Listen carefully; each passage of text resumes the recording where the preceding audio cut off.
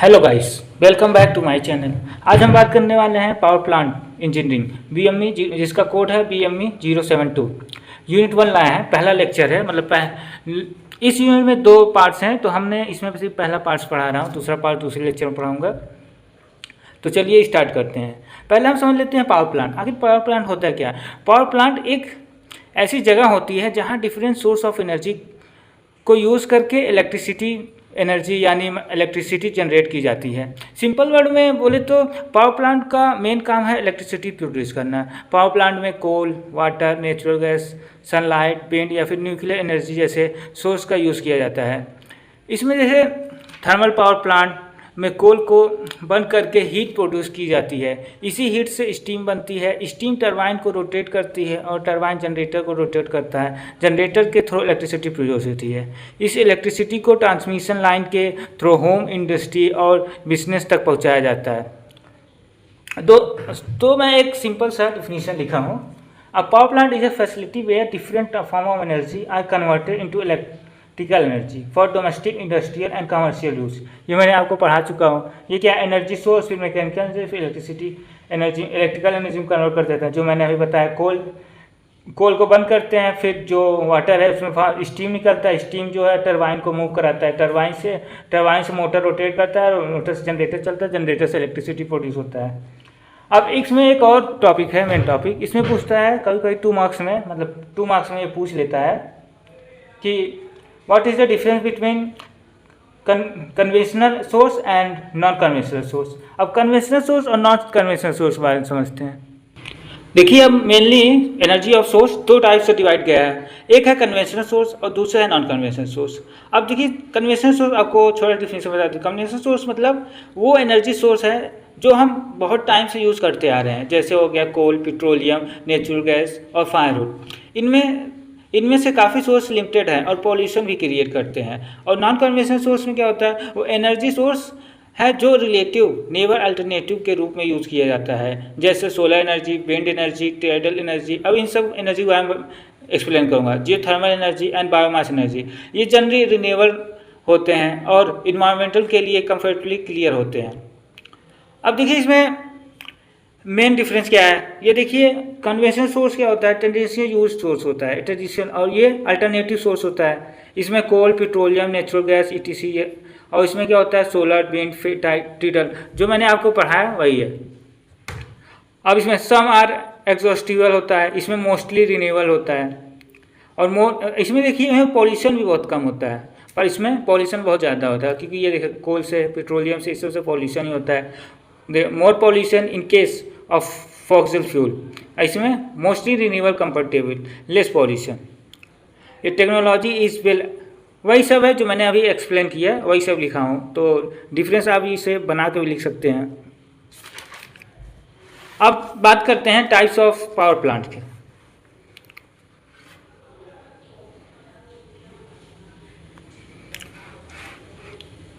अब ये types of power plant, mainly बहुत सारे पावर प्लांट्स होते हैं, पर आपके सिलेबस में सिर्फ 3 पावर प्लांट है, तो हम सिर्फ 3 ही पावर प्लांट को एक्सप्लेन किए हैं। पहला है थर्मल पावर प्लांट, दूसरा हाइड्रो इलेक्ट्रिक पावर प्लांट, तीसरा है हमारा न्यूक्लियर पावर प्लांट। इन्हीं 3 पावर प्लांट के बारे में हम समझेंगे। पहला एक्सप्लेन करते हैं थर्मल पावर प्लांट। इसमें क्या होता है, इसमें जो फॉक्सिल फ्यूल यूज़ करते हैं उसमें कोल होता है, ऑयल होता है, नेचुरल गैस होता है, इज यूज्ड एज फ्यूल के रूप में सिर्फ यही सब, कोल, ऑयल और नेचुरल गैस।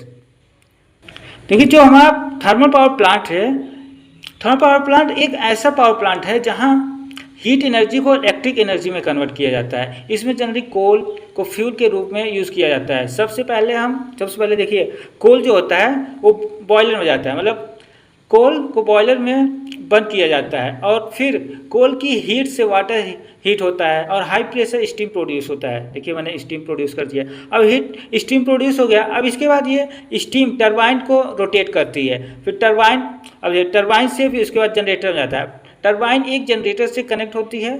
जब टरबाइन रोटेट करती है तो जनरेटर भी रोटेट करता है और इलेक्ट्रिसिटी जनरेट होती है। तो आप लोग मतलब सिंपली डायग्राम बनाया हो, ये डायग्राम आप एक्सप्लेन नहीं कर पाएंगे, अगर ऐसे बना देंगे तभी आपको फुल मार्क्स मिलेगा। कोल से बॉयलर, बॉयलर के बाद हमारा स्टीम, स्टीम के बाद हमारा टरबाइन, टरबाइन के बाद जनरेटर, जनरेटर के बाद इलेक्ट्रिसिटी प्रोड्यूस हो गया। अब दूसरा हमारा,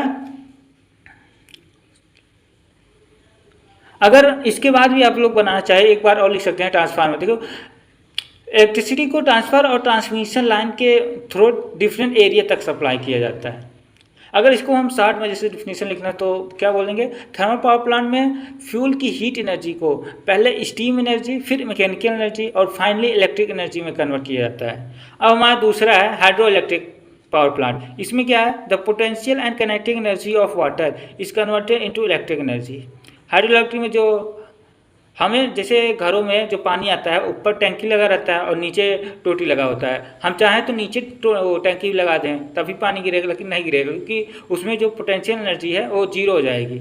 हाइट जो है जीरो हो जाएगी, मतलब तब हमारा टोटी से पानी आना बंद हो जाएगा। ये सिंपली समझते हैं, hydro electric power plant name से ही पता चल रहा है। हाइड्रो, हाइड्रो मतलब क्या होता है, वाटर। क्या होता है, हाइड्रो इलेक्ट्रिक पावर प्लांट एक ऐसा पावर प्लांट है जहां वाटर की एनर्जी को इलेक्ट्रिकल एनर्जी में कन्वर्ट किया जाता है। इसमें यूजुअली एक डैम बनाया जाता है जिसमें वाटर को हाई लेवल पर स्टोर किया जाता है। देखिए हाइड्रो इलेक्ट्रिक पावर प्लांट में एक हम आपको प्रैक्टिकल नॉलेज दिया जाता है। इसमें क्या करते हैं, इसमें यूजुअली एक डैम बनाया जाता है जिसमें वाटर को हाई लेवल पर स्टोर किया जाता है। आप लोग डैम तो देखे होंगे, बहुत जगह बना हुआ है। जब वाटर को रिलीज किया जाता है तो वाटर हाई प्रेशर और हाई स्पीड के साथ टरबाइन पर गिरता है और वाटर के फोर्स से टरबाइन रोटेट होती है। फिर उसके बाद आपको पता ही फंक्शन क्या होगा, टरबाइन एक जनरेटर से कनेक्ट होती है। टरबाइन के मतलब रोटेट होने पर जनरेटर भी रोटेट करता है और इलेक्ट्रिसिटी जनरेट होती है। बस इसमें क्या है, एक डैम बनाते हैं और फिर ऊपर से वाटर को मतलब हाई प्रेशर से रिलीज़ कराते हैं और जो वाटर हाई प्रेशर रिलीज होता है वो टरबाइन के ब्लेड से टकराता है, तो उसकी वजह से टरबाइन हमारा रोटेट करने लगता है। तो हमने एक ये भी बनाया है, वाटर से टरबाइन, हाइड्रोलिक टरबाइन, फिर जनरेटर, जनरेटर से इलेक्ट्रिसिटी प्रोड्यूस। इसका मेन कंपोनेंट क्या है, डैम है, रिजर्वायर है, पेन स्टोक। पेन स्टोक क्यों लगाते हैं कि हमारा जो प्रेशर है इंक्रीज करने के लिए। Hydraulic turbine, generator. Hydro turbine क्यों है कि हमारा जो जनरेटर है उसका मोटर रोटेट करने के लिए। अब हमारा लास्ट है न्यूक्लियर पावर प्लांट। ये इसमें क्या होता है, न्यूक्लियर फ्यूजन के द्वारा हमारा इलेक्ट्रिसिटी जनरेट होता है। Heat is produced by nuclear fusion of fuel such as uranium. This heat is used to produce steam. देखिए न्यूक्लियर पावर प्लांट सिंपली समझते हैं। न्यूक्लियर पावर प्लांट एक ऐसा पावर प्लांट है जहां न्यूक्लियर एनर्जी को इलेक्ट्रिकल एनर्जी में convert किया जाता है। इसमें मेनली यूरेनियम जैसे न्यूक्लियर फ्यूल का यूज़ किया जाता है। रिएक्टर के अंदर न्यूक्लियर फ्यूजन होती है जिसमें बहुत ज़्यादा हीट एनर्जी रिलीज होती है। ये हीट वाटर को मतलब स्टीम में कन्वर्ट करती है। हाई प्रेशर स्टीम टरबाइन को रोटेट करती है। टरबाइन एक जनरेटर से कनेक्ट होती है, फिर वही चीज़ जो पहले होता है, और जो मैकेनिकल एनर्जी को इलेक्ट्रिकल एनर्जी में कन्वर्ट करता है। तो हमने एक फ्लो चार्ट भी बनाया है।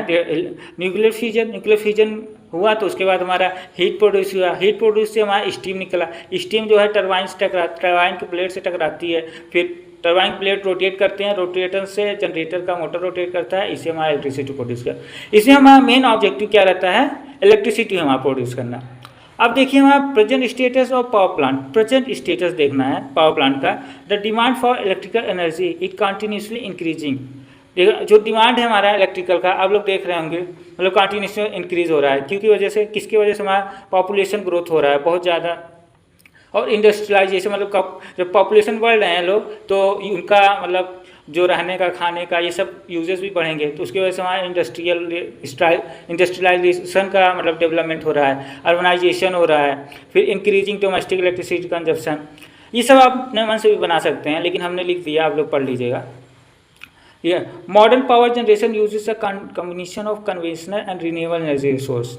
अब देखिए फ्यूचर में देखते हैं, ये हमारा क्या था, प्रेजेंट जो अभी चल रहा है। अब फ्यूचर में क्या होने वाला है, future trend in power generation. The important future trend जैसे हो गया हमारा growth of renewable energy store करें, स्मार्ट ग्रिड मतलब use modern communication and control technology for efficient power generation, transmission and distribution. Clean power generation का इस्तेमाल करें। Electrical vehicle हमारा रहना चाहिए जिससे पॉल्यूशन हमारा कम करना है ना, पॉल्यूशन। अब हमारा तीसरा टॉपिक है मतलब लास्ट टॉपिक है इस पार्ट का, अब अगले पार्ट में पढ़ाएंगे। कार्बन क्रेडिट्स मतलब carbon credit is a tradable unit generally.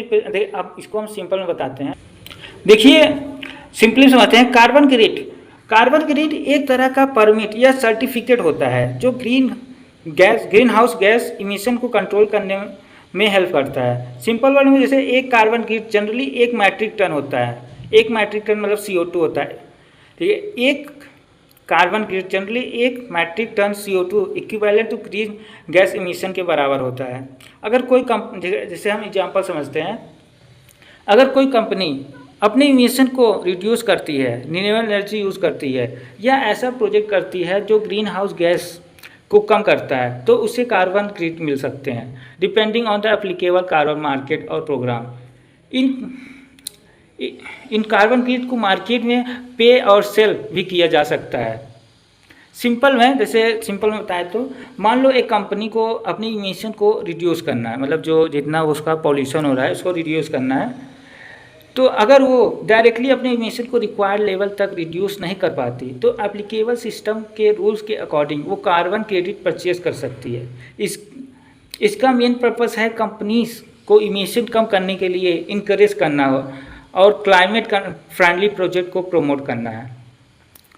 देखिए अब इसका कुछ ऑब्जेक्टिव पढ़ लीजिए, ऑब्जेक्टिव पढ़ेंगे समझ में आएगा। ऑब्जेक्टिव क्या है कार्बन क्रेडिट में? To reduce green house gas emission. दूसरा, to encourage industry to adopt cleaner technology. दूसरा, टू प्रोमोट, जो मैंने पढ़ा है, to promote renewable energy project, to provide economic incentive for emission reduction. चौथा है हमारा to support climate change mitigation. अब इसका एडवांटेज क्या है? हेल्प करेगा, help reduce green house gases emission, encourage renewable energy projection, promote cleaner technology, gives economic value to emission reduction, support sustainable development. तो अब हम इसका मतलब दूसरा पार्ट लाएंगे। ये पहला लेक्चर था यूनिट 1 का, पावर प्लांट इंजीनियरिंग का कोड है इसका BME 072। तो अब इसका दूसरा लेक्चर लाएंगे। तो थैंक यू फॉर वॉचिंग, मिलते हैं नेक्स्ट लेक्चर में।